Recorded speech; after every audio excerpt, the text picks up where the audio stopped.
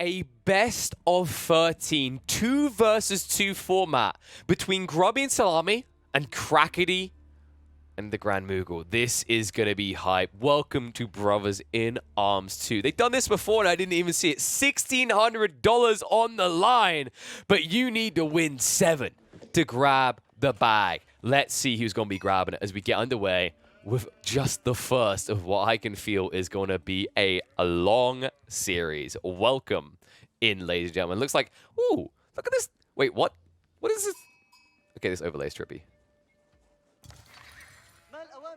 Boom. We'll adjust that better in game 2. Wait, can you move that? What the f... Nani? All right, this is pretty bad. Not gonna lie. Okay, give me a sec, dude. I need to do some sketchy stuff here. Whoop whoop. This is gonna look scuffed. Not gonna lie. Didn't know about this UI. This is a bit messy. Is that good enough, or does that look extra janky? Oh, I didn't know about the improved UI thing. How is there no way to completely remove that? Anyway, that will have to do. That's the best I can do right now. Why is that not a draggable box I can put somewhere? Why is it not in the top corner? Who cares? Why are we in this game? This game is a big deal. We've got $1,600 on the line just to play games for a few hours, guys. I mean, come on. Everyone knows it's going to be like a big fat stomp, right? Ah, don't write them out, guys. The Grand Mugul and Crackedy are competent players. In fact, Crackedy was bragging about how he's top 40 in the world right now. Grubby, of course, you know, he spreads himself between different games, so maybe he's not feeling as warm right now. And Szalami, he comes and goes.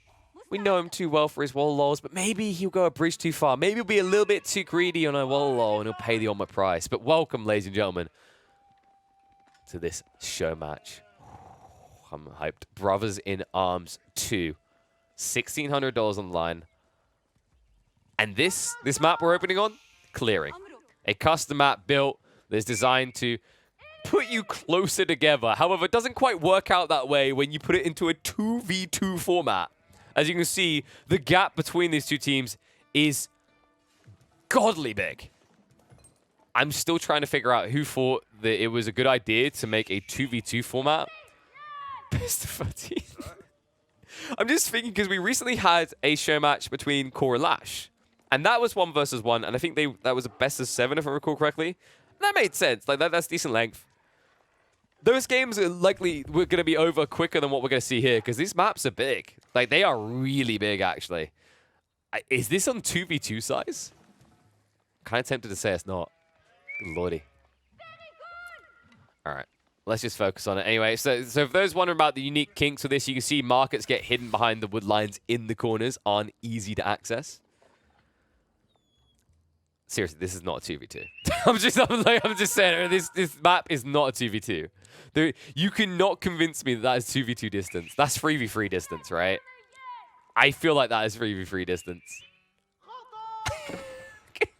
Grubby, what the hell is this?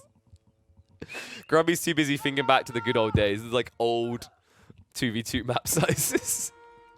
Let's see how it works out, because it looks like there's already some raids coming in. Crackedy to go for the roost, so we'll have a lot of scouts to play with. But Grubby, of course, is playing as the French, so once he does get that tech up, he's going to be a nuisance the other way. You can see already the build-up, the Golden Gate is going to be the choice. 2 Abbasid players. Wonder what the thought process is here. It might be that the Roost and French player are meant to be the eco-boomers. They're meant to reach up a little bit more aggressively in terms of their tech, while the Abbasid player kind of plays bottom. Right, they just kind of bulk up cheap units and provide the cannon fodder, the front line, to delay the game. I think that's the way I like to see the Abbasid utilized in a lot of team games. It tends to be much more desirable in 3v3s than 2v2s. So we'll just have to see if it works out. I have to get used to this overlay. It's kind of funky.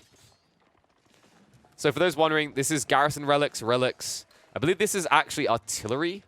And then you've got military units, idle, economy, eco. And then you can see their current resources, as well as the number in the corner of each of those resources being how many villagers are working on it. If you want to know what the income per minute is, all you have to do is kind of look and say, okay, so Crackedy has 10 villagers working on food, so his income per minute is about 400 food, as the average villager is able to gather 40 of a resource a minute. Dude, this is a bloodbath right now. The amount of scouts playing in this area, good lord. Like, tech-ups will start to come out regardless, though.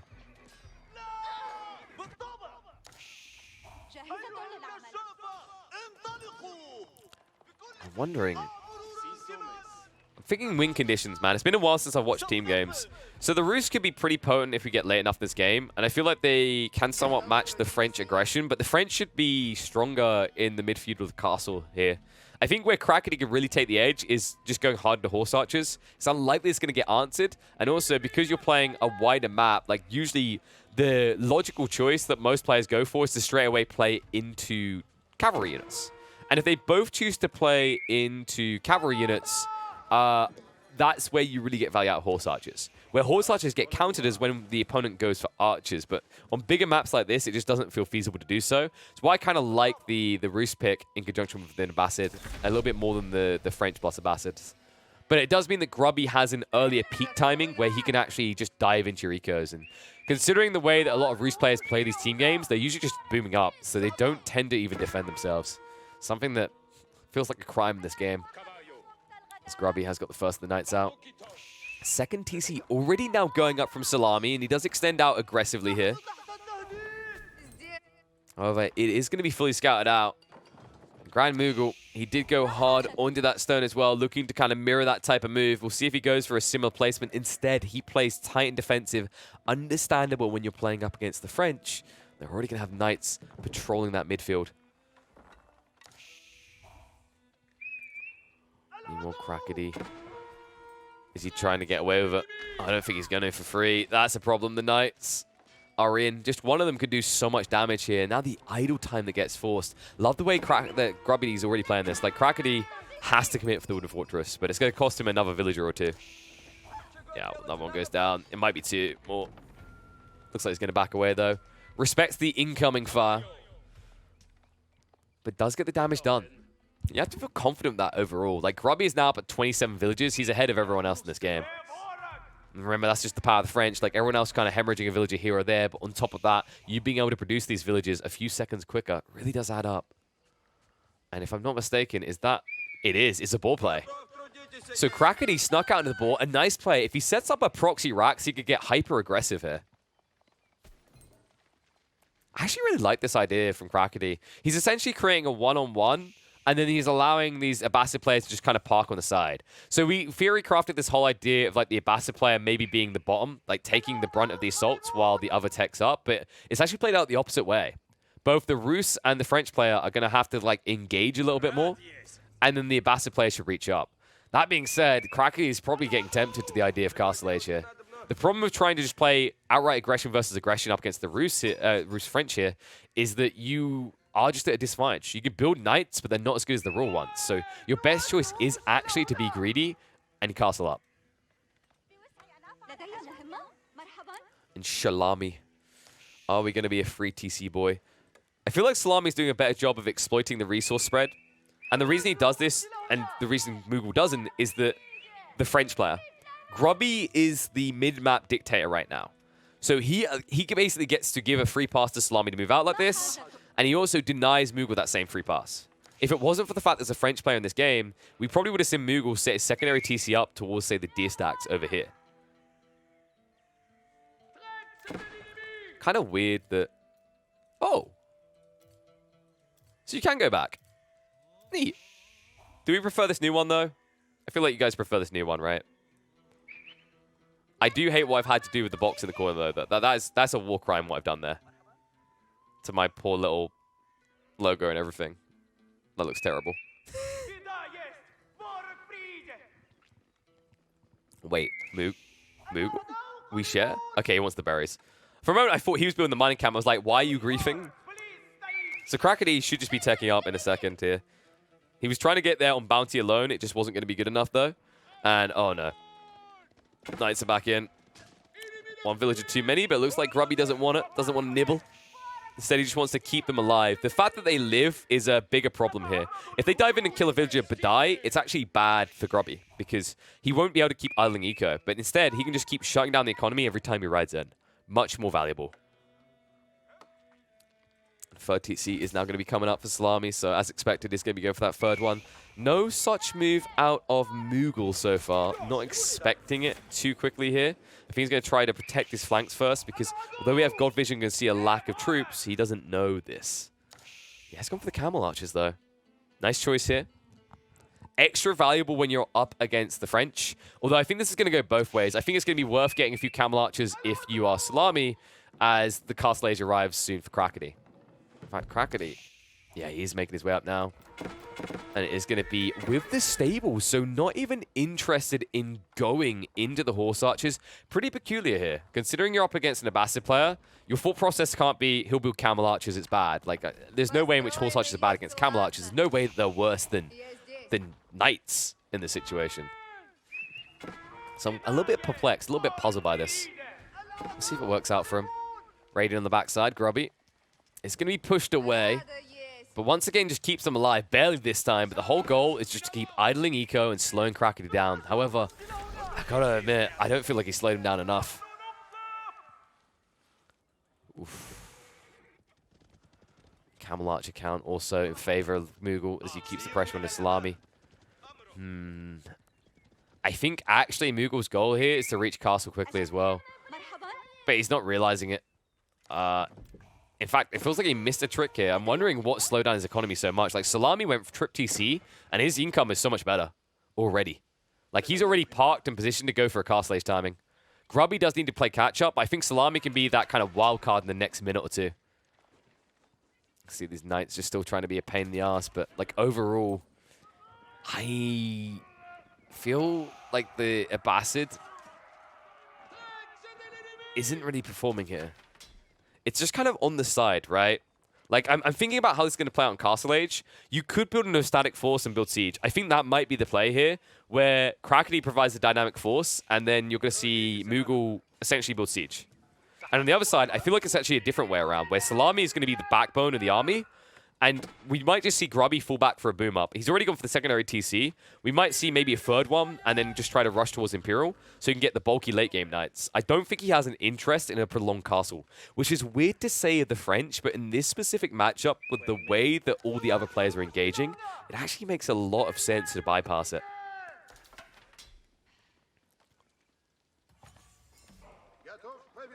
In the meantime, are starting to be picked up. Keep in mind that Crackedy is still the only person to have teched up.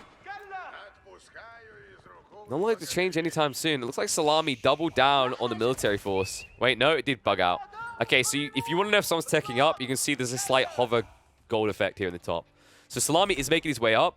I would expect him to push hard in the Camel Riders here, considering you're going to be up against Knights from the Rus or Horse Archers. Either way, Camel Riders win.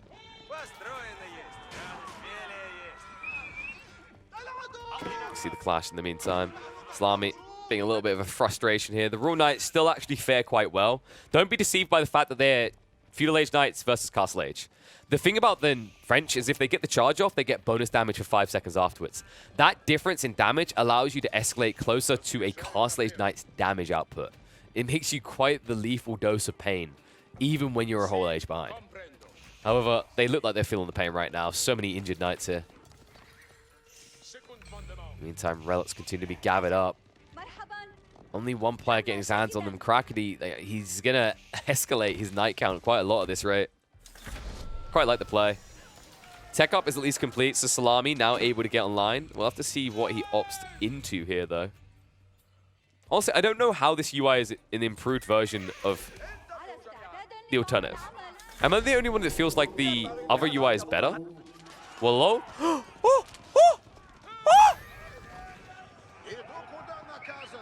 Oh, that was a mess.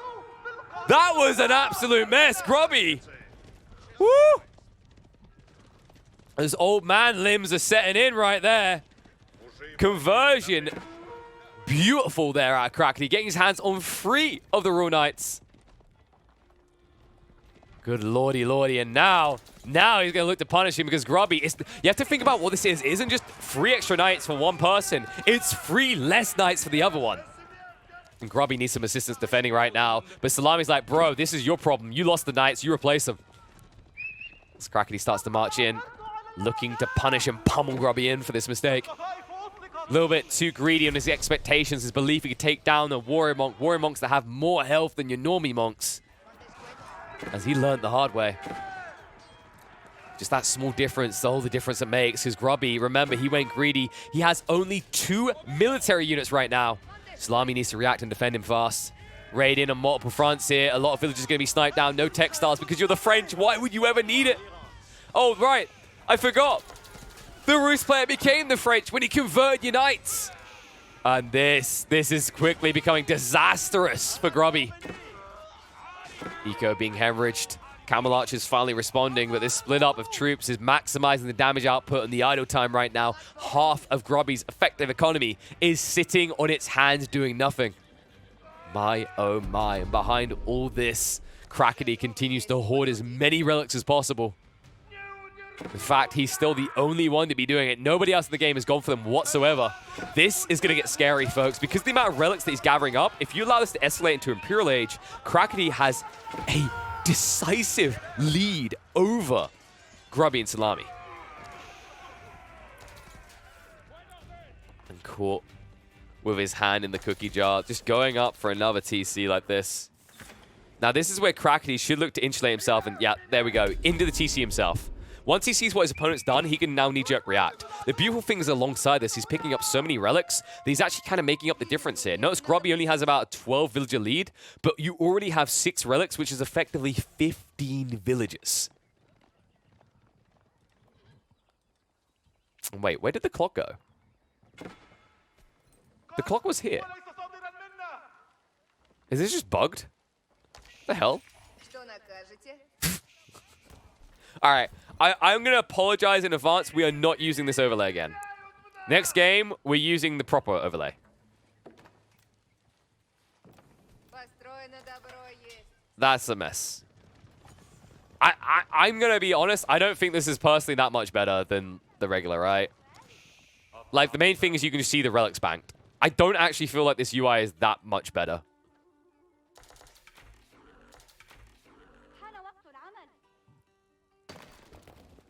Yeah, I don't know where... Dude, the clock is just AWOL. We're never seeing it again. Get over the clock, chat. You can't have a clock.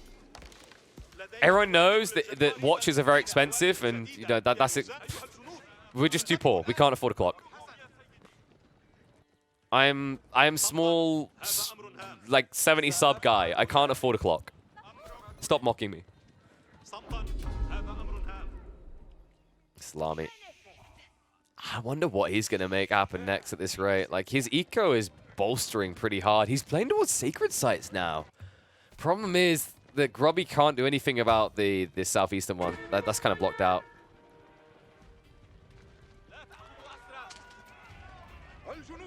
Grubby, I mean, dude, that conversion genuinely changed everything about his game. Grubby is by far the weakest player in this game right now. And it's very difficult for him to recover without a mistake coming out from either Mugul or Crackedy. What he needs is to be kind of that spec ops unit to an assault from Szalami. You need to catch both Crackedy and Mugul on different sides of the map and then just target down one. You do that, and this can get pretty spicy. This could get pretty interesting. But you need to do that.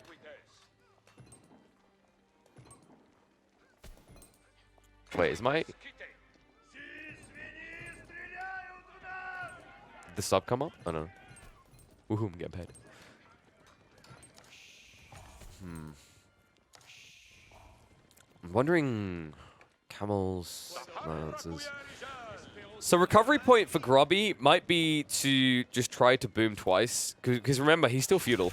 He only just got castle. But he's going... Okay, he went Royal Institute, so they're going all in now. It kind of makes sense when you think about it. Szalami is the closest to pop cap, like true pop cap at 200. Grubby is furthest away, but if he doubles down, gets the researchers, gets some quality units, he can still overwhelm the Rus Knights here. At the end of the day, French Knights are just better. And even more so when you can add in canted saddles as well as the Royal Bloodlines, which I think is his entire intent with this build. He actually could think about Arbitraries, but the problem whenever you start to consider things like Arbitraries, slow-moving units, is how big the map is. I just don't think it's justifiable here. You'll notice that pretty much everyone in this game is running cavalry. For good reason. The map is just too big. Shame on Grubby for choosing the old 2v2 format. Okay, maybe it's not his fault. Flash in the meantime. Saint's Blessing's going to come out. Backstep for the Camel Archers, trying to snipe down the Royal Knights one by one before Grubby can get the full value out of them. The spread out of the lines, the Knights try to hold on. They are all buffed up, yes, but they are counted out by the Lancers, and the Camel on the ease reducing their damage heavily here. However, that does go both ways, as both sides still have camels in the mixer. Knight count still somewhat healthy for Crackedy. He's giving him some control here as they clean up the front line. Still plenty of Camel Archers remaining for Szalami, but he needs a new front line to hold. Because although these units are chunky, they have 0 armor.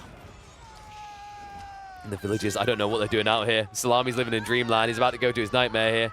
Looks like they have to peel back. Szalami is able to carry the fight in the end. The problem is, with only camels left, there's limited things you can do with the amount of walls that have gone up. It's the Great Wall of Crackedy. Although right now, that wall has quite a few cracks in it. He'll look to rectify that as he moves up and down the line. However, he will find it a little bit difficult to complete it on the north side, I think. Courtesy of a cheeky little git and his beautiful keep over here. Looks like a little bit of stabilization coming out, but doesn't feel like either side's going to give up anytime soon. I think both sides are maybe contemplating on the feasibility of moving up an age.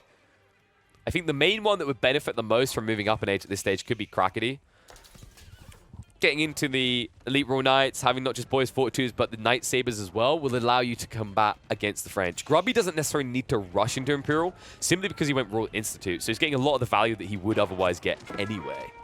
Szalami could benefit a lot, though. Like, these Camel Archers become ridiculously chunky once you elite them up. Now, I'm not going to lie, these things start functioning less like a backline and more like a front line. However, right now, Crackedy seems to be lacking a front line here. His Knights may have made the worst choice possible by garrisoning inside, and I feel like this is starting to kind of wave back the other way now. I actually think Szalami salvaged that fight for them entirely, and now it's troublesome here, all because they're directing attention on the south side where Mugul cannot quickly reinforce. It's actually a smart play here, because what's realistically happening here is that Grubby is sacrificing his troops first, and more Szalamis are surviving. So it matters less that he's further away. Meanwhile, they target Mugul out primarily, and he has the longest distance to run to get back in this fight. It's pretty crafty. You see Mugul just trying to micro-snipe out as many as possible. He really needs to get rid of the other Camel Archers. Problem is he's now pinched. He can maybe get behind the walls, but it might cost him dearly. Man-at-Arms in the mix as well, but you have to question, really, where's the impact of Crackedy here? He got pinched between the Wooded Fortress and the Hunting Cabin, wasn't able to contribute enough, and now, after all that, the Sacred Site tick down will begin. Szalami got what he wanted. With a strong keep in the north side and all attention on the south, Crackedy and Mugul will have to get quite creative here. Even more so when Grubby does this. The forward keep as well as the infrastructure to make sure he's going to get the bang for buck into these Knights. That beautiful 20% discount. 25 rather.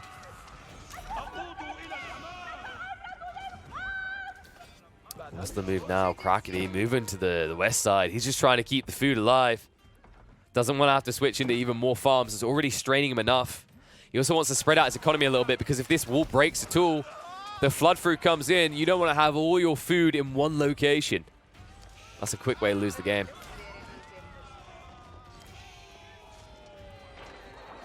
That keep complete. This is getting a bit scary now. Crackedy, I think he just wanted Imperial Age at this stage. He could go Imperial, but the lack of troops to hold a front line is concerning here. Mugul's doing it all on his own. Look at the numbers, actually. If it wasn't for Mugul, there's no way you can do this. But because he's hard leveraging his military influence right now, just producing as many troops as possible, Grubby and Szalami cannot breach. And it means that Crackedy should be able to get away with a tech up. In fact, did he go for it? I heard a noise for a moment. I'm wondering if he's going for it. This UI is terrible, by the way. Honest to God, like, resignation tended with a cyanide pill. He is going for it. It's getting the high armory. And the amount of archery rangers here, you know what he wants. Streltsy could change this game entirely. Especially in conjunction with the cheaper siege allowing to breach through the buildings. Szalami also now making his way up. He won't find the same level of rebound that you're going to see out of Crackedy here. Like, this really is going to recover his game. Remember that Crackedy can afford a lot of premium units as well. He did get 6 of the relics on the map. Anything else that's remaining has been actually fully ignored by the other players. Szalami first to make it to Imperial, but what can he do with it is the real question mark here. With all the standard defenses going up, nobody's likely to get a quick breach. Least of all Szalami, who's relied heavily upon lightly armored cavalry that might struggle to dive past these standard defenses. That tick down is continuing though. They will need to move soon. We've got to be like, what, 7 minutes away? 6 maybe? What? No. No. No. That's what I thought. What? What? What do I do? What do I do? What do I do? What do I do? I think it's the UI. Screw the UI. The UI was terrible anyway. Whoop, whoop. Back to my UI. Woohoo! Terrible UI. Who cares? I ignore your pause. All right, guys. Apologies. We will have Fatal Scar error on the screen. It's the best thing this is as good as I can do. I can't do anything else about it. Apologies for that. But it means that we don't have to restart the game. Woohoo! God, trying to come back into a 25-minute game. Oof. Tech up's now starting to come out. As Grubby is playing catch-up, but he's catching up fast. He'll need to because the flood through comes through. Crackedy and Mugul, they stack up together to go in. And Szalami is elsewhere. He's trying to breach into the economy of Mugul. He's not assisting the defense. Let's build up the red pass. The red pass has been acknowledged. It has been identified, and now it's going to be targeted here. Keep being torched down by the Spearman in the meantime. If this red pass goes up, it could decimate the army of Team 2. He's not there yet. Time being bought. Beautiful usage of the choke point. Notice that he shoves the knights in there, so he can't get around. And right now, Mugul's going to be too late to engage this. Red pass going up. Army of Mugul about to go down. He sees and reacts to the Mangonels because he can do nothing about the red pass. And with it complete, Garrison could instantly come out, but instead he says, leave. I'll allow you to leave, to survive for now. Tell them what you saw here. Oh my, oh my. And now it's just Mugul lagging behind. Mugul, who still hasn't begun the tech up. Still nowhere nearby. Gets caught trying to build a defensive keep. Oh no. Mugul's about to flatline. Mugul is about to flatline. Look at the amount of villagers coming out. They're going to be targeted down. The body blocks as well. This is a game-losing play. Oh no. He can't even touch it. He tried to touch the shiny thing in the sky and got burnt for it. His hopes, his dreams will not come to fruition. Camel Archer's here to counter out the spears. No more villagers being pulled. A heavy hit into the eco count for Mugul. Streltsy at least online from Crackedy, so maybe he can find a way of stabilizing, drawing tension away because he needs to, and he needs to do so fast. As Szalami continues to dive into the base of Mugul unanswered. All spearmen down. Mugul playing a very dangerous game in this area. Trebuchet's about to be targeted out as well. Nothing to protect them here. They cannot back away fast enough. And the troops responding like the count is just too low. Mugul has to give more ground over to get enough troops together. Meanwhile, south side, Crackedy stabilizing somewhat. Streltsy proving a frustration. Turns out that bullets are not a healthy part of the horse's diet. Grubby doesn't want to have to foot the vet bills, so he'll keep his knights at bay for the time being. But even deeper goes Szalami. He's hunting. His camels.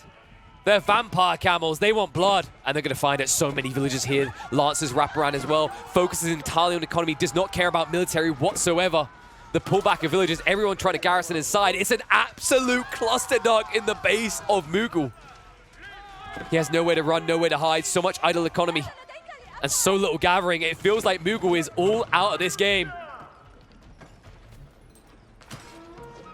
Crackedy just trying to get through that red pass. Notice he takes his time. He doesn't want to come out to play with it. It is a Gatling gun. A Leviathan in the game. 60 damage per arbalist shot. He does not want to sweat it out with this beast of a landmark. Springles just trying to push him back. Remember that Grubby can't actually handle these Springles because of the extra shutter trigger range.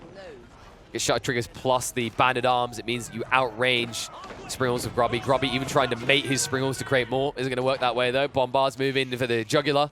And he do bring the red pass down, but now he needs to flood in. The Streltsy need to move forward before they repair this, before they rebuild the red pass. He needs to strike in and do some damage here. The longer he waits, the more time Szalami has to build up a new army to help defend. And Szalami, oh, he's flooded in further.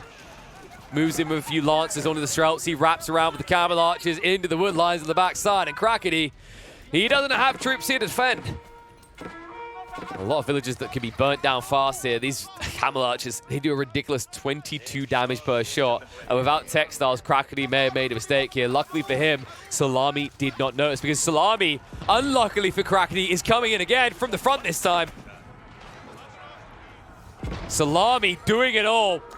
From west to east, he is the beast. He will not be denied. He will not be deprived. He moves in with the camel archers and lances as well to clash with the front line. Crackedy unable to hold on his own. He needs some assistance, but Mugul is never able to be there. Mugul is still recovering his game. And now with Grubby joining in with just a few troops, they can really make the difference here. Push in even deeper, and this looks done. Stick a fork in him because he is done. Crackedy lacking the gunpowder to hold on anymore. Trench warfare without the ammunition to see it through. Szalami will ensure a victory for Team Grubby Szalami, and he does it pretty much on his lonesome. Not to discredit Grubby, but this was the Szalami show. He brought an 8-pack of hot dogs and slapped Crackedy and Mugul around the face with them. Whew! It's time. Let's go.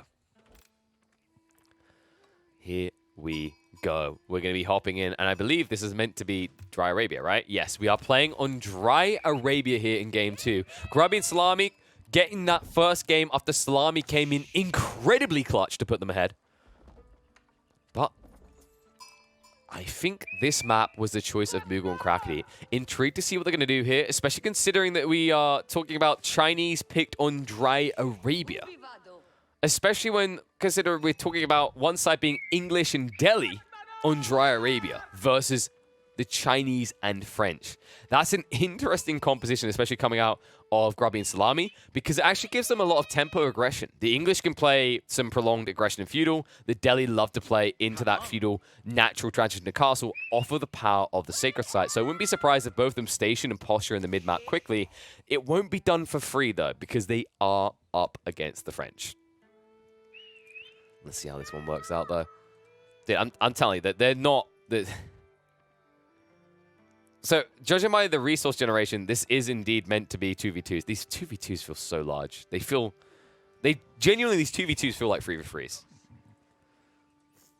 So, my kind of, like, beef a lot of the time with the size of these maps comes down to the fact that I feel like you see a lot of viable options eliminated, if that makes sense, because the maps are too big for like early feudal play into infantry, per se. It is pretty absurd. I was hoping they'd change this because I think it would be nice to have some maps where it's like, oh yeah, more feudal play is viable. Instead of just being every game's like, yeah, you go Castle and Beyond. You go Cavalry. Think about what happened last game. Like, what was that game won on? Cavalry. Everyone built Cavalry. By the end of the game, everyone was building Cavalry. The one exception being going into gunpowder infantry, which are ridiculously strong, so it makes sense. But overall, like, if you think about that first 20 minutes of gameplay, outside of Mugul pushing a few infantry units, it was all Cav. And we could see the same here, actually. I'm intrigued to see if Crackedy is going to whip out some fire lances in this one, actually. A unit that did get some interesting buffs, especially around its movement speed. Could be quite a clutch play on a map that you want to move so quickly on, right? We'll have to see. Opening up, though, Grubby is going to be going for the standardized Dome of Faith. Dome of Faith that is worse than it was before. Not only is it now only a 40% discount, but it takes 50% longer to push your scholars out of here. Wasn't willing to go for the Tower of Victory. Tower of Victory that, if I'm not mistaken, in team games does affect your teammates. I can't remember if that got adjusted at all. I remember in the very early days, it looked like it did actually affect the attack speeds, though. Maybe I'm wrong on that. I remember watching, I think it's Viper and was it Grubby testing it last year. And I can't remember if it worked or not. Meanwhile, Szalami is, of course, going to be going for those lombos early on. Nobody doing anything unorthodox so far. Even the Imperial Academy coming out straight away as expected for Crackedy. Interesting choice, though. So Crackedy chooses to prioritize his Imperial Academy on his gold and wood as opposed to the food. Most players choose to go for the mills simply because you have sheep plus berries here. There's a lot of taxation that occurs on this one spot. But instead, Crackedy forgoed it. Quite surprised. So let's talk about the power dynamics a little. So we already kind of alluded to the fact that the English and the Delhi could come at this hard into the mid-map for Sacred Site control and force an earlier endgame state. The alternative is that they play for hyper late game, because although the Delhi don't want to necessarily see Imperial, they prefer to boom in Castle, the English is without a doubt one of the strongest civs in the game in Imperial Plus. Once you reach like your tippity top peak, they are amongst the best. They crawl out, and if you set up a network around these sacred sites, you could just tick out an advantage into a victory off the back of how strong the English are defensively once they set up with that network of citadels. On the other hand, though, should you play that late into the game, you are up against the French and the Chinese. I know I'm Captain Obvious right now, but let's describe why that matters. Well, for the French, we're talking about the power of Royal Bloodlines cavalry, the fact you can just mass crap tons of knights and they can prove formidable. Arbitraries can become a solid solution in the hyper late game, and you can also discount it heavily with keeps.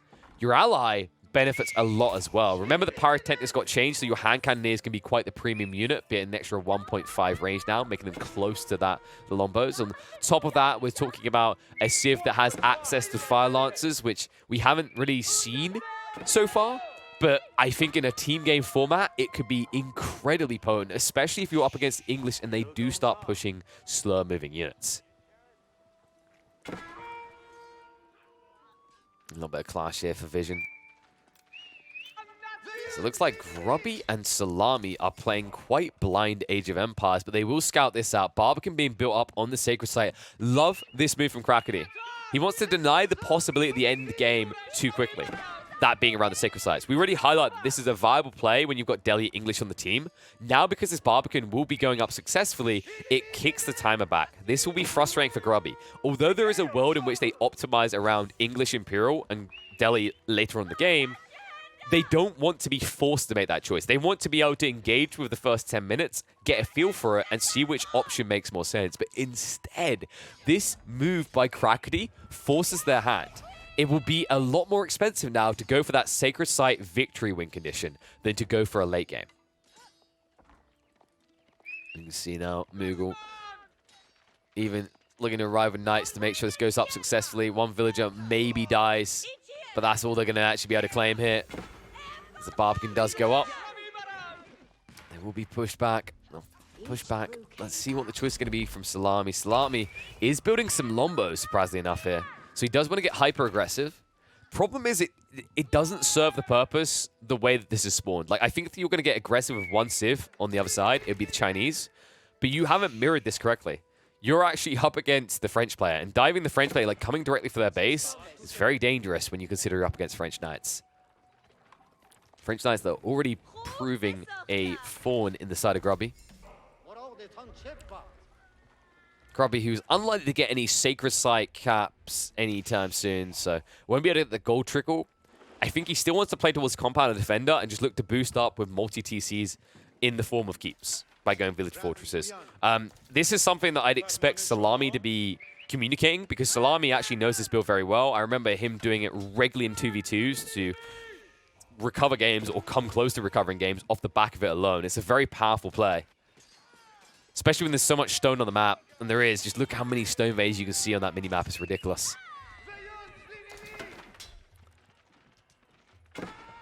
Mugul. What's the build going to be out from him? Just knights for the time being. Did get into the blacksmiths, even getting the leather works. Not something we see rushed too often. Crackedy yet to go for a second TC is the surprising detail here. He is now hard on the stone, though, so about to rectify that. You want to get up to maybe 3 TCs built on a map this big, and then boom up. The cool thing is, due to the Barbican location, the fact you've got a French ally, you should have mid-map control. You should have enough leeway and enough early alert to know if aggression is coming your way. Crackedy, I don't know what this Drunk Scout is doing, but that's just a freebie. Central Sacred Site. Control is going to be maintained by Grubby as he goes in for the cap. Szalami here to protect. Wait, no.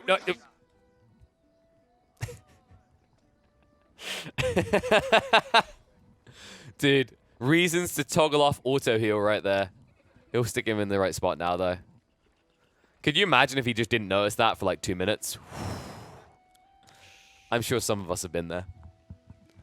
The funny part is, like, when it's a one-on-one, you only have yourself to blame.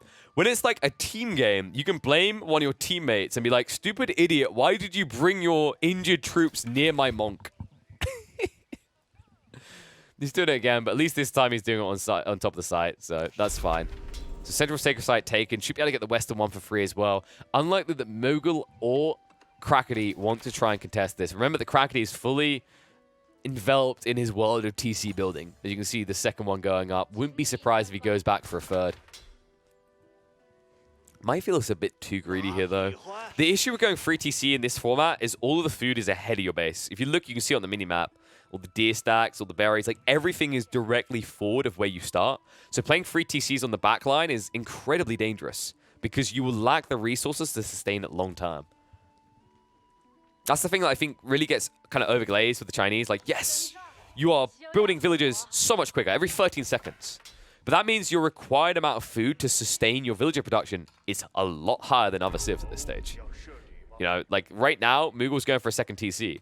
And although he gets a cut on the time required to produce villages, he requires less food per minute to sustain his villager push compared to the Chinese.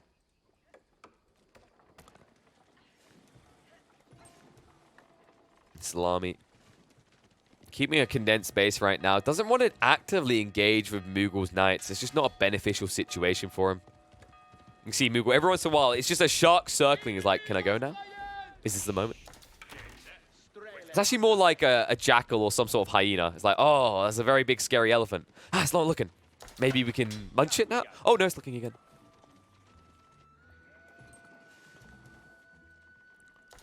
Grubby, even on the stone at this stage, is he thinking secondary TC this early? Well, he's not thinking tech up. His resources look terrible for a tech up. He only has 3 people on stone, but it does look like, yes, we're going to be getting possibly a second TC here because he switched over on the wood. He's got 300 stone saved up. Interesting choice as opposed to rushing castle and getting into keeps, but that is admittedly very far away. Whereas getting the second TC is a lot quicker and easier. So 2 sacred sites taken. Third one just not feasible. Crackedy parked here with the Barbican, buying a lot of time. This game is going to drag out. However, Crackedy doesn't want it to drag out too long. Look at the amount of Chugenu he's building. It's a pretty smart fort here, actually. Like, what is he up against? Think about what he's facing off against. Longbows can be annoying, but every time they stop to fire, you can get closer. The Delhi player is going to build what? Lightly armored horsemen or spears or archers? Like, everything you worry about right now, you counter. It's actually quite nice in a team game when you have this as a Chinese player, where you're not up against a Russ or a French player, so your opponent doesn't really have any heavily armored units that he can counter with. He could go for man-at-arms as the English, but you're building man-at-arms that can't gap close and have terrible health in feudal age. It doesn't feel good to do. You can see Grubby tried to get a little bit grabby here. Instantly punished and buffered away. It's going to be a slow-moving force, but Crackedy, I think he's prepping siege engineering. I think he wants to get into rams. Yeah, there it is. It's being prepped now. So 40 seconds away. The timing on this is actually perfect out of Crackedy. He should be just outside the base of Grubby by the time siege engineering completes. It's going to offer up a great window of opportunity here, especially with the backup of the knights. You can see the walls now being rushed up. Needs to rush them quicker than this. Crackedy, he sees the walls. He will not allow them, though.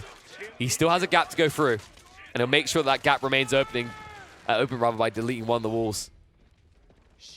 I'm worried that this could be a very quick GG for Grubby. He needs to get more troops out. Right now, he's building the compound defenders at the worst possible time. Only 326 stone means he cannot get a defensive keep up, and he needs Szalami to defend him. But Szalami is busy going up himself. He's not prepped to defend. He was prepped to boom up. They thought they had more time than this. They were not expecting Chinese aggression at this point in the game, as Civ that is infamous for being too greedy is exactly the opposite in this game, and will be the greed punisher. Villagers make their way out. Knights looking to dive through. They can chase after this. The Chuge Nu just need to start building into the Rams. Rams that are going to be built in the very base of Grubby. Army marching in the way, but this army will be no match for the Chuge Nu alone, let alone the Knights that are raiding into the base of Grubby right now. He at least got textiles, so he won't die too fast. Double Ram is going to start coming out soon. New villagers spawning just to be instantly picked apart, ripped apart by the repeater crossbows. These Rams need to start targeting onto the outposts. Grubby, remember, he did tech up, so he was able to get into the sprint placements. However, that's not going to work out too well for him, not with the Rams here. Chuge Nu standing their ground as the Lombos finally arrive. Knights not willing to help. Mugul hesitant to commit. And that's a problem right now. They need to get more troops in. They need to do it ASAP. Outpost is going to be brought down. Szalami reaches up the castle age, push in by the Chuge Nu, trying to get on top of the Lombo. They start a step back, and the TC protecting means that the repeater crossbowmen are going to be thrown away. Plenty of villagers hemorrhaged from Grubby's base here, down to 34 eco. But at least they got their tech ups. Both of them in castle age. Meanwhile, Mugul and Crackedy remaining in feudal. However, they are now standing in feudal with limited military forces remaining. The dive a little bit too deep, a little bit too aggressive, and the posturing not perfect here. However, a new line of troops coming in, and behind this, neither of them are committing to a tech up. A worrisome situation. The problem of not committing to a tech up, folks, it means if you cannot win this in the next 5 minutes, you're going to find yourself 2 down over Grubby and Szalami. And the Knights just not good enough here. So many Lombomans just peppering him down.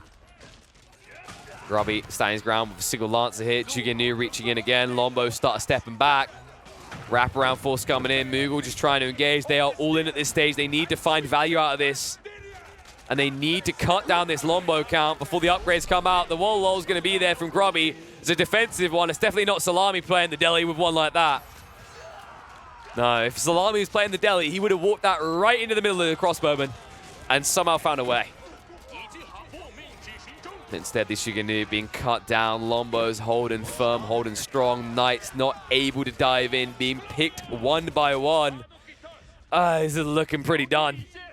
Unless you can reach up. Now, you've got time. That's the difference, right? Like, this is a defense coming out from Grubby and Szalami. Yes, they teched up ahead, but they're not in a position to get aggressive. The problem right now is you're seeing them double down. They continue to push troops when realistically they need to reach up. And I think this is where we're going to see a drastic change. Just start hoarding the food to get yourself up in tech. Because playing from behind just doesn't work anymore. The damage so limited as well. Last of the Knights should be cleaned up. Secondary TC finally coming out from Grubby, as he's had enough of being stood on, stomped on. Some people are into it, but it's not Grubby's cup of tea.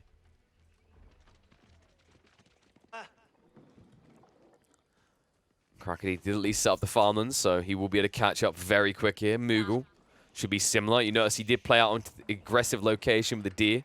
Is sneaking around the side of Szalami's base. If he plays this right, he can turn it into some sort of keep drop into the English Eco Alliance. Remember that he's playing as the French, so he can actually utilize that as a proxy base as well.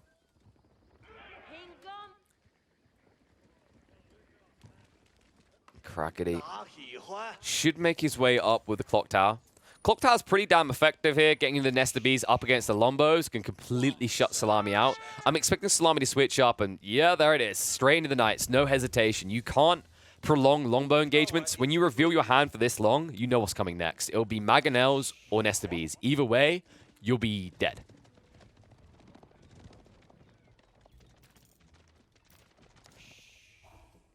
Both of them holding hands on the way up.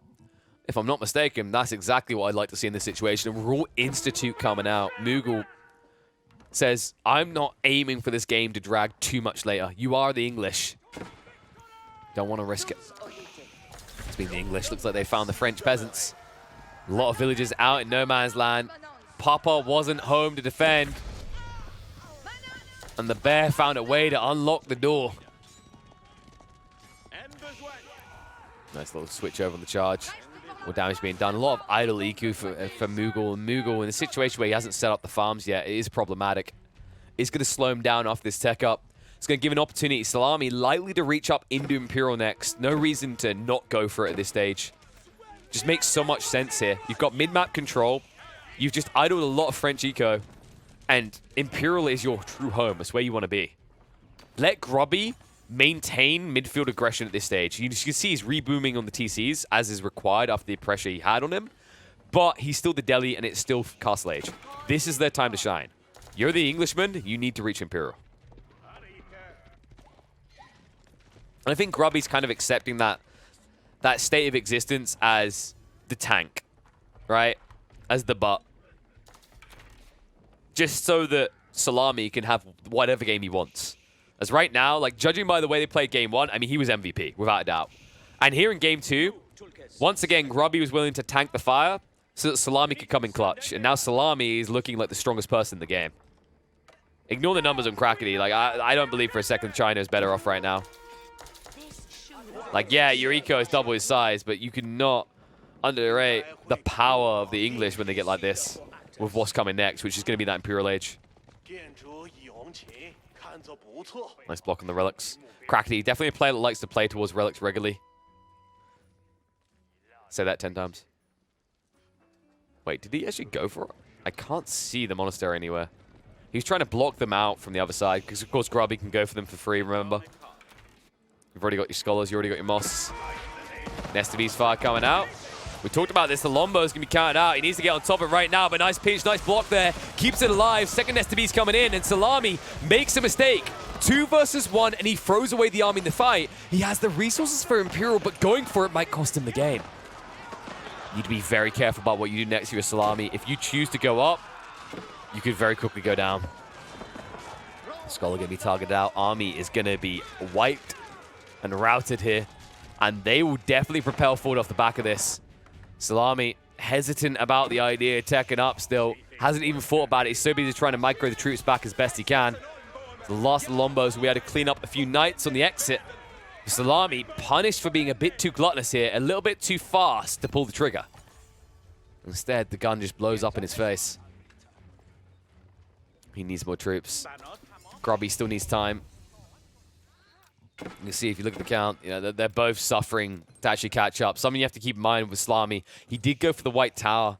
I'm actually curious what the thought process was behind this as well. A King's Pass makes so much sense here. He doesn't have a secondary TC, which is why his numbers look so underwhelming. It's a very different approach to the game when you think about it. On the south side, you've got 2 players that played hyper-aggression and feudal, but they went multi-TC. On the other side, you've got the defenders who rushed their castle ages, but their economies are in tatters because of it. It's an unfortunate state of affair. Team 5. So you have to start favoring Team 2 at this situation. It looked not too bad for Szalami until he threw away the army the way he did. You could go for a reboom. Secondary TC doesn't feel too greedy here. You have to remember that Grubby eventually went into 3 TCs, right? After starting 1. It was a reactionary thing.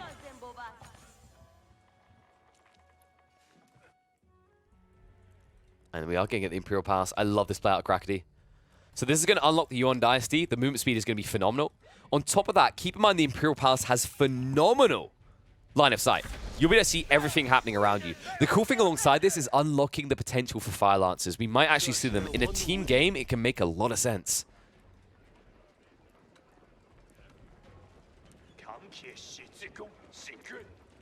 We'll march further forward. Keeps on this central sacred site. Mugul could turn this into a proxy base to reinforce quicker. It's actually worth doing because you get the discount. Pushing from these stables at home, it's pricey. Pushing from this beauty over here, discounts you by 25%.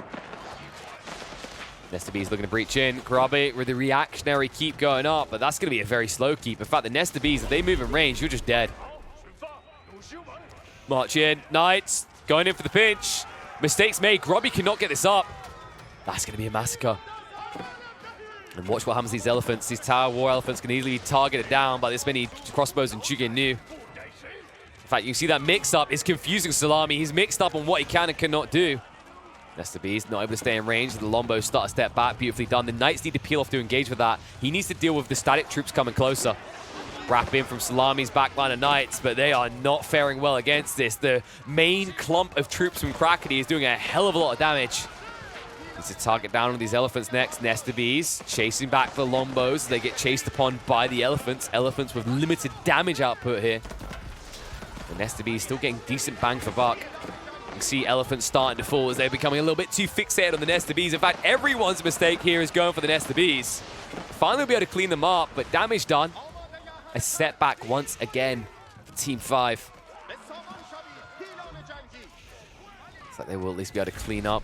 However, off the back of that, Crackedy is going to be the true victor, reaching up the Imperial Age alongside Szalami1. Szalami1, who's been here for 2 or 3 minutes, but hasn't been able to maximize the impact yet. Lacking in the gold department, hasn't got the upgrades. And folks, this comes back to the 1 TC play. The fact that he's still only 1 town center is why he's suffering here, why he's not able to get his full unlocks in Imperial yet. It's a problem. Especially now that Crackedy has caught up to him with an eco count at 151. Yeah, you heard that right. Crackedy. He's ready to bang. Bang on the door of Grubby and Szalami1. Only he's going to bang on the door with the biggest ram you've ever seen. He even plays pagodas. Okay. Yes, I love it. I actually love it. We don't see pagodas often, but makes sense. It's a valuable thing, as you can see. Those that don't know what pagodas do, because we see them rarely, as you can see, when you put relics inside, you generate 50 gold, 25 food, wood, and stone every 30 seconds. It's pretty nice. And you can see the Tithe Bonds is going to make it even nicer. Oh, baby. Wait, Tithe Bonds doesn't work with this, right? I'm going to double check. We're going to keep an eye on this because based on the writing, Tithe Bonds should only improve that which is in a monastery. But as we've seen, it does interact with the HREs, garrisoned relics elsewhere. So realistically, this should work correctly and add an extra 30 in. We're going to see in 5 seconds, though. So if it works, you're going to see that income go up to 80 on each of the resources other than gold, which is just, by the way, ridiculous. No, it doesn't work. Okay. That's balanced. It would be quite ridiculous if it did work, to be honest. God, can you imagine? Actually, just imagine that for a second. Getting the 100 gold and almost 100 of the other resources as well. Honestly, it sounds vile when I say it out loud. Trebuchet's now on the front line. Crackedy says, okay, no need to rush this. I'll just take my time and pick you apart. Breach coming in on the side. The Fire Lancers are here to play. It's what we've been waiting for. Elite Fire Lancers. Stonewall's going up slowly. Wrap around. Not going to be feasible here as the last of Stonewalls is complete. Grubby making sure that he cannot be landmark sniped down. He's not going to fall for that trick. Crackedy, he was trying to be a cheeky little git on this one.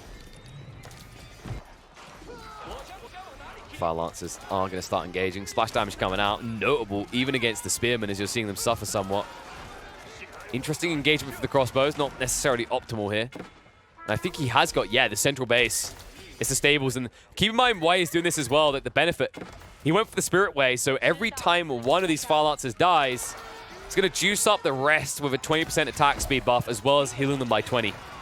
And that's why he's going to beat out the Tower Elephants. Mistakes made. The movement speed, look at these zoomers right now. 1.87, able to easily gap close and pinch each of the elephants. Easy stab down, easy cleanup. So many elephants dying here, and now the raid in. Remember, these units have 3 times the torch damage you'd expect. They do 40 damage per torch. If they start going after landmarks, this could end very quickly. And he's just going after everything right now. Remember, they also get bonus damage up against the siege. 36 damage per strike means any CG build are not going to last long. And now even targeting out the keeps. Keeps that do not have boiling oil yet. Watch this. A few Molotovs in and let it burn. Hand cannoneers and crossbows as well as the repeated crossbows on the front line now. Drawing the attention of both players they have to defend. It looks like there's been a backup. Mugul was pushed back, wasn't able to hold firm here. So right now it's Crackedy versus 2. However, still getting reasonable trades. Loses the Fire Lancers, but so many elephants sniped down. It'll feel worthwhile. Crackedy right now has to be yelling at Mugul, I need more troops. You need to do something. You need to get in. I'll distract him. I'll draw all the attention, and then you sneak into the base and do what you do best. Rip him apart. Attempt to get walls up is going to be a big fat fail here. Fire Lancers re-engaging once more. Trebuchet is getting through the stacked defenses. Spearmen are spreading out to hold, but Szalami is far away from home and thus far away from his attack speed buff. Sneak out by the villagers to try and build up the keep, but that's going to be a massacre right there. Get the hell out. Splash damage. Look at the damage they do. Respect the AoE splash. Or face peril. And it just feels like that's exactly what it is. This non-stop push of Fire Lancers is never ending at this stage. 120 food, 20 wood, and 20 gold. Definitely affordable for the Chinese economy. Means that Crackedy can keep this up almost indefinitely. Behind it now with hand cannons joining in. With the attention drawn, the next strike is going to be from Mugul. Mugul now stockpiling as many knights as possible. Knights that haven't been upgraded yet, as both him and Grubby are yet to make it up to Imperial. Now, one of those players has a reason, as they're playing Delhi. One of those players that's playing Delhi is not Mugul. Fire Lancers now just starting to get deeper, burning everything they can get their hands on. Spearman trying to stabilize. Szalami can only do so much here, though. Defensive keep going up. Grubby needs to hold on. He needs the way to buffer this back and recover this game because it is quickly falling apart for him. Enough keeps going up could do exactly that, but you're going to need quite a lot of them. Szalami. He isn't looking for any flank attacks. I feel like Mugul was just completely uncontested in this game. My concern is Mugul could just actually save up for Imperial Age and then rush with Elite Knights. Now, he did at least get Royal Bloodlines, so although he's missing out on some damage and health, he's not missing out on a crap ton by going Imperial. So staying in Castle might be more beneficial just to get critical mass and send all the units in.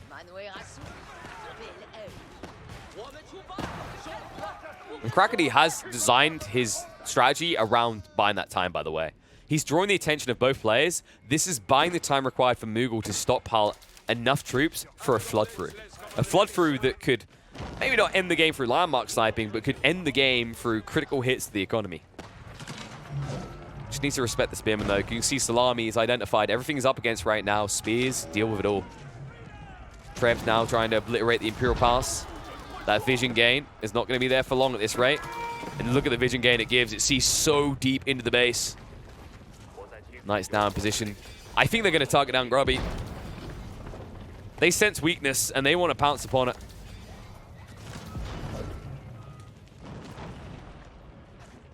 Grubby is going to need some big assistance to stay alive here.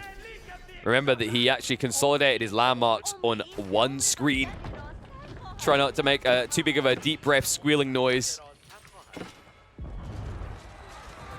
Clash in the center, though. Spearman with the attack speed buffer. Trying to hold up against this. The hand cannoneers are a problem, though, and he needs some assistance. He needs it fast. The issue, however, is Grubby doesn't have a standing army. This is underwhelming. This is how you lose a game of Age of Empires 4. No troops, no way of holding. Szalami, he's tried his hardest to 2v1, but he's reached his limits. He's reached his ends. His army is crumbling. Everything is going to start crumbling, and they haven't called GG yet, but this now is looking that way. Because now Fire Lancers will break in, and Fire Lancers will burn everything to the ground. And they'll do so quickly. They even get healed for their troubles on the way. Keep goes down. Hand Cannoneers moving in, the natural predator of the elephant. The gun, of course. Definitely the gun. Yeah, looking back at this game, I think Grubby needed to be the one fielding military force to defend. I think Szalami should have been freer to like try and eco-boom up a bit more, but the way they had to recover that game with the triple TC really set them back, and Grubby never even came online despite going triple TC. Felt like he was always a step behind, and you saw Szalami, he sacrificed his own scalability to defend one of these sacred sites. I don't know if that was a necessarily needed play.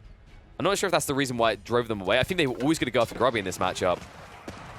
And because you didn't have a secondary TC of your own, your eco scaled too slowly. Had Szalami had the full unlocked potential of the English economy, maybe there's a way you can hold back against this. But especially in a 2 versus 1, without the full power of your economy online, there isn't a chance in hell you can hold this with both players. It means that Grubby is just going to be ousted. New line of fire lancers coming in. Primary TC exposed. Szalami likely to give this one more shot to defend, but it's hard to see how you would. Especially with Grubby having limited food to push out his own army. Hand Cannoneers just going to start a step back, but overall this is not a situation that Szalami can fight. Mangonels could be a saving grace if they can get some damn good shots off, but you can see the push in instantly with the Hand Cannoneers. Snipes it out. Fire Lancers on the side, just wrapping around on the reinforcements.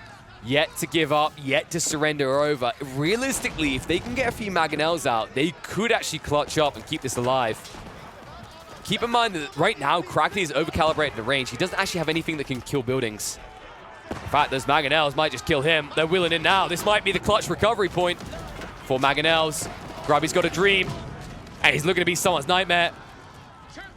Staggered formation coming out. Crackedy minimizes the damage. Wrap in for the Fire Lancers sticking on top. Going to burn them all down. All Mangos to fall. No way to protect them. And I think that is going to be the end of Grubby. Mugul just middle fingers at the end. Says, now I'm Imperial Age. What up? As they dive even deeper. Grubby trying to keep it alive and more Mangos coming out. But the never-ending flurry of Fire Lancers is proving too much to bear. Right now, he's just bearing witness to a very slow death for himself as they are not stopping. Congo line and more troops.